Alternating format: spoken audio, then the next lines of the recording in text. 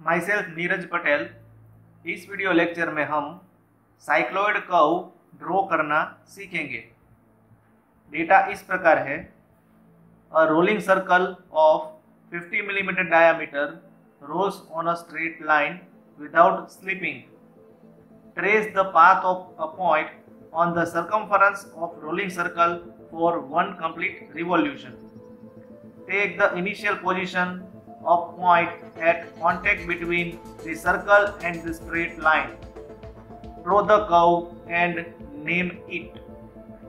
Draw normal and tangent at any point on the curve. ये data है वो cycloid curve का data है, मगर इस प्रॉब्लम में कहीं पे भी साइक्लॉइड वर्ड लिखा नहीं है। मीन्स ये डेटा है वो एक डेफिनेशन के रूप में दिया गया है। तो इसलिए अब हम साइक्लॉइड कर्व की डेफिनेशन एक एनिमेशन के जरिए सीखेंगे। साइक्लॉइड की डेफिनेशन कुछ इस तरह से है: it is a locus of point P on the periphery of rolling circle when it rotates without slipping on a straight line for one revolution। तो साइक्लॉइड की ये डेफिनेशन का कंसेप्ट हम एक एनिमेशन के जरिए सीखेंगे।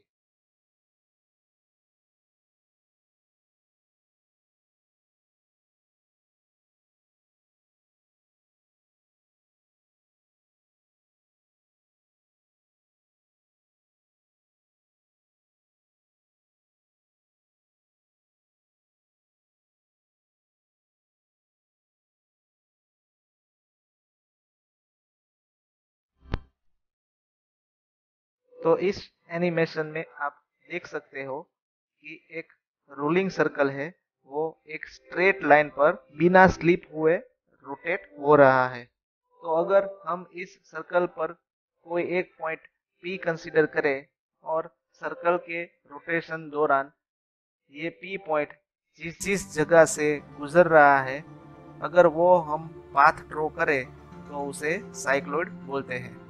तो यहाँ आप देख सकते हैं कि ये जो P पॉइंट है वो शुरुआत में हमने सर्कल और स्ट्रेट लाइन जहाँ मिल रही है वहाँ लोकेट किया है। जैसे जैसे ये सर्कल रोटेट हो रहा है वैसे वैसे P पॉइंट ऊपर जा रहा है और सर्कल के आधे रोटेशन के बाद ये P पॉइंट है वो अपनी पीक पोजीशन पर पहुंचता है और दूसरे हाफ रोटेशन में ये P पॉइंट फिर से स्ट्रेट लाइन से मिल जाता है।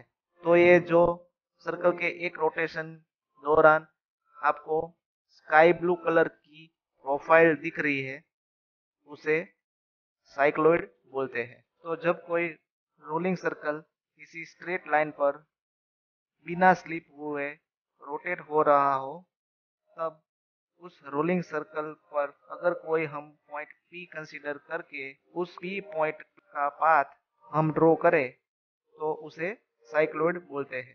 तो सर्कल के एक रोटेशन दौरान P पॉइंट जो डिस्टेंस कवर करेगा उसकी वैल्यू सर्कल के सरकमफेरेंस जितनी रहेगी, यानी उस डिस्टेंस की वैल्यू पाई इंटू डी जितनी रहेगी। अगर हम साइक्लॉइड की एप्लीकेशन के बारे में देखें तो cycloid is used to design gear tooth profile, यानी साइक्लॉइड का उपयोग इस गियर टूथ की डिजाइन करने के लिए होता है। तो साइक्लॉइड के ये कंसेप्ट सीखने के बाद हम साइक्लॉइड का प्रॉब्लम ड्रॉ कर सकते हैं। तो इस प्रॉब्लम में सबसे पहले हम रोलिंग सर्कल ड्रॉ करेंगे जिसका डायामीटर हमें 50 मिलीमीटर दिया गया है।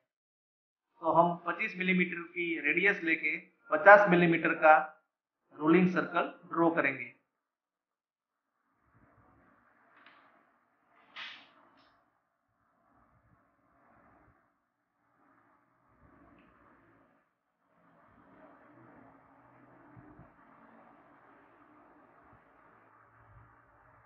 अब हम इस सर्कल में 45 डिग्री का सेट स्क्वायर यूज करके 8 इक्वल डिवीजन करेंगे।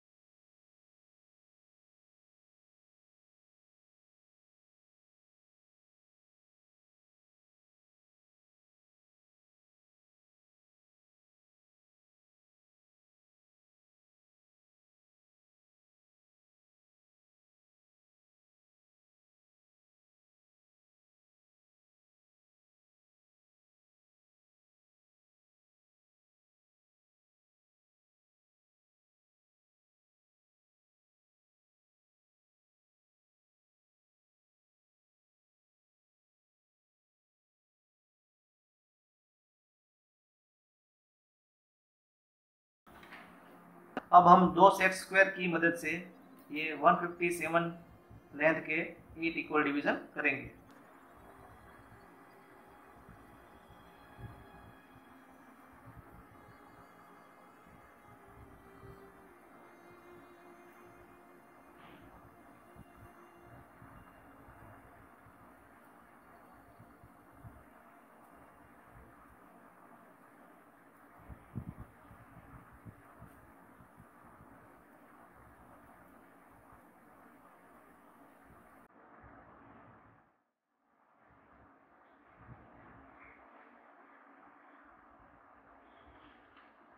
तो अब हम इस हॉरिजॉन्टल लाइन पर पॉइंट 1, 2, 3, 4, 5, 6, 7 और पॉइंट 8 मार्क करेंगे। अब हम इस पॉइंट 8 में से वर्टिकल लाइन ड्रॉ करेंगे और इस पॉइंट 4 में से हॉरिजॉन्टल लाइन ड्रॉ करके एक रेक्टेंगल कंस्ट्रक्ट करेंगे।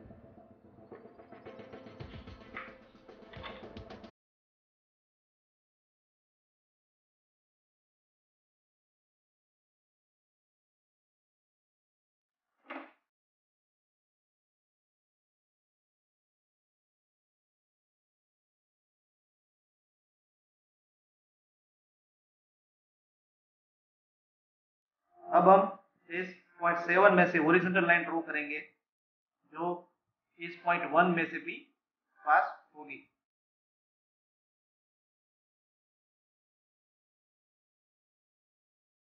देन अब हम इस पॉइंट 6 में से हॉरिजॉन्टल लाइन आगे एक्सटेंड करेंगे। देन पॉइंट 5 में से हम हॉरिजॉन्टल लाइन ड्रॉ करेंगे जो इस पॉइंट 3 में से भी पास होगी।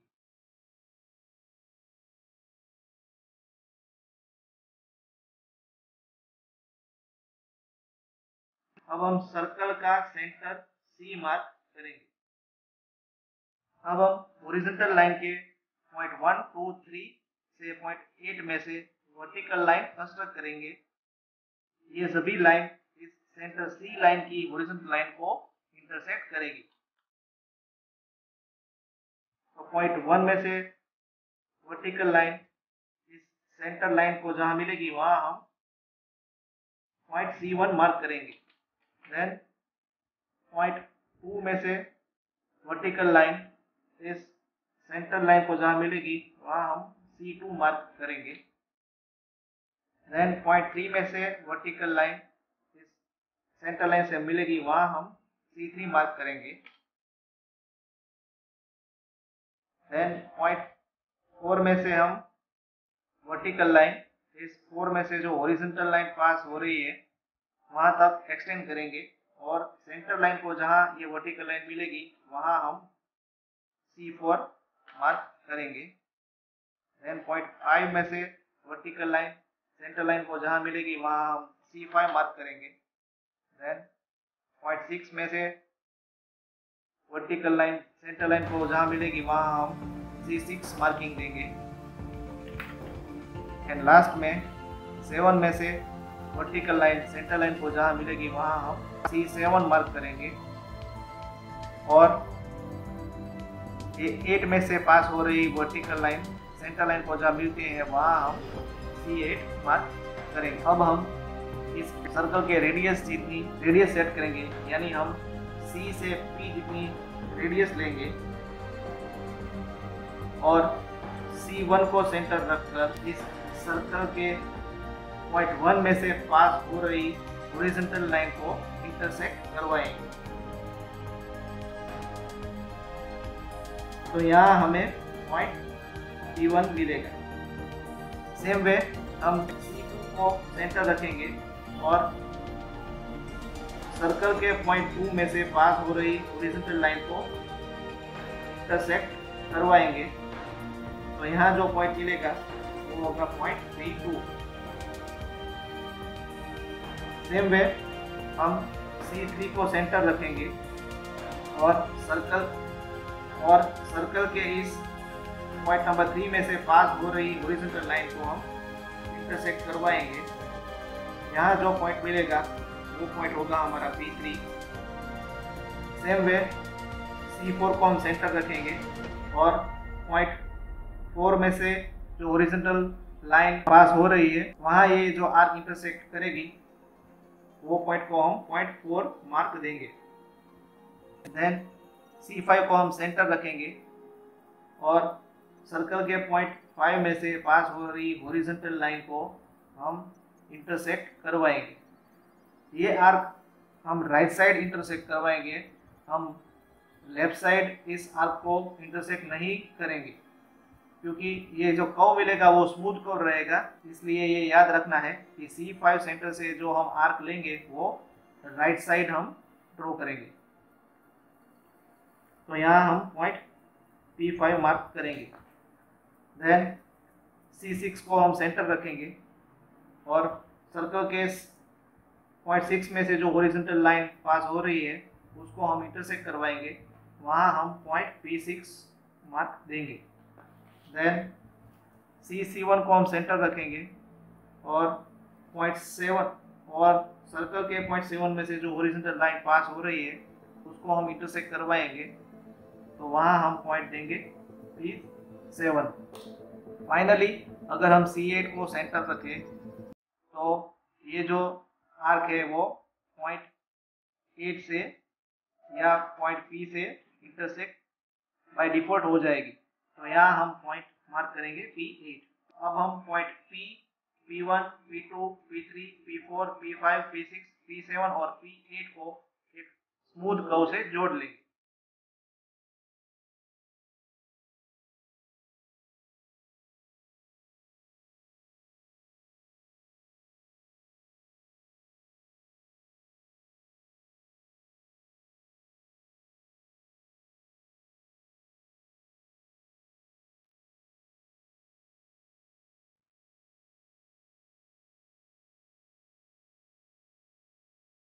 तो ये जो कर्व हमें मिला उसे साइक्लॉइड बोलते हैं।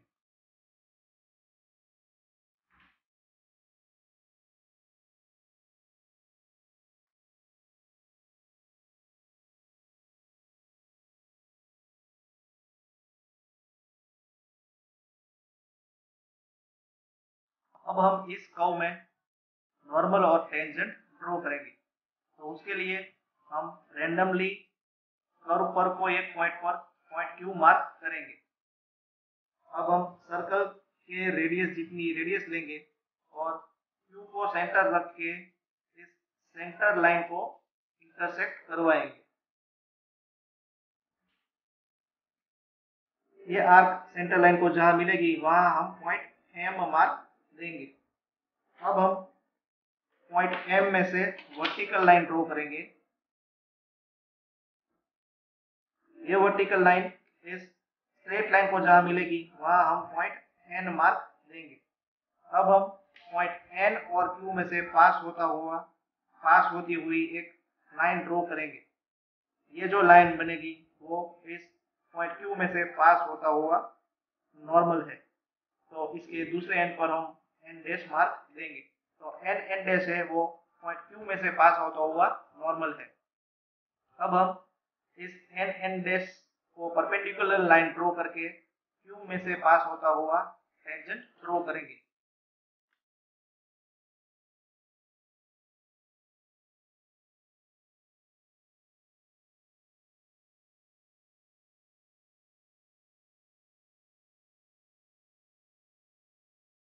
तो ये लाइन T डैश है वो इस पॉइंट Q में से पास होता हुआ टेंजेंट है। फाइनली अब हम इस रूलिंग सर्कल का डायमीटर देंगे।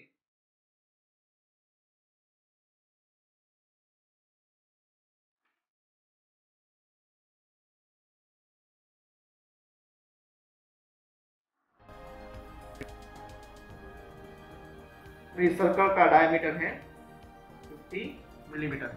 तो इसी के साथ ही साइक्लॉइड कर्व यहाँ कंप्लीट हो गया।